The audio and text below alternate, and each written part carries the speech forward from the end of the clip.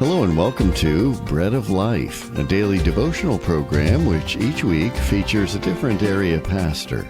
Our speaker for this week is Pastor Riendeau of Bloomfield.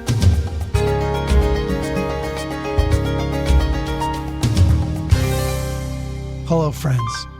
I'm so happy to be able to talk with you through radio and the sovereignty of God. This week, we're looking at the Jesus way, the way of Jesus lived out in selfless community for the sake of the gospel. And as I've been saying, the gospel is most clearly seen when a group of saved sinners who are saved by grace can somehow live together by extending the grace of Jesus to each other. And this is essentially what Paul describes in Philippians 2, 1-4, when he says, "Therefore, if you have any encouragement from being united with Christ, if any comfort from his love, if any common sharing in the Spirit, if any tenderness and compassion, then make my joy complete by being like-minded, having the same love, being one in spirit and of one mind. Do nothing out of selfish ambition or vain conceit. Rather, in humility, value others above yourselves, not looking to your own interests, but each of you to the interests of the others." I call this the Jesus way.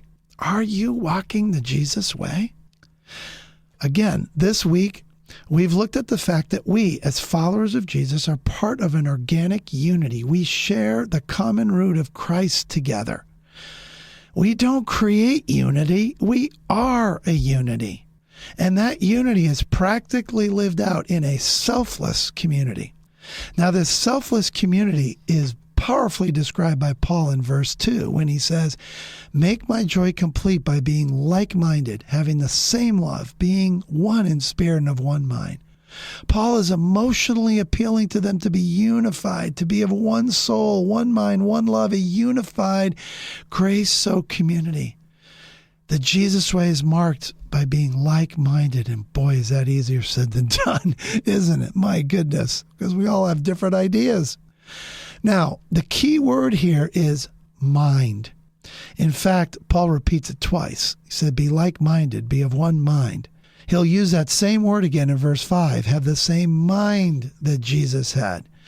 The word in the Greek language here is phroneo, and it means to think, form or hold an opinion, to judge. But in this context, we're called to the same mind.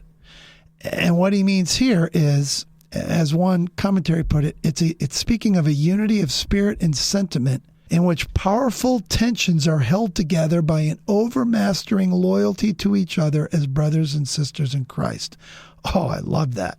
A unity of spirit and sentiment in which powerful tensions are held together by an overmastering loyalty to each other as brothers and sisters in Christ. I mean, let's be real. There have been powerful tensions pulling at our fellowship in recent years. COVID, racial strife, politics, etc.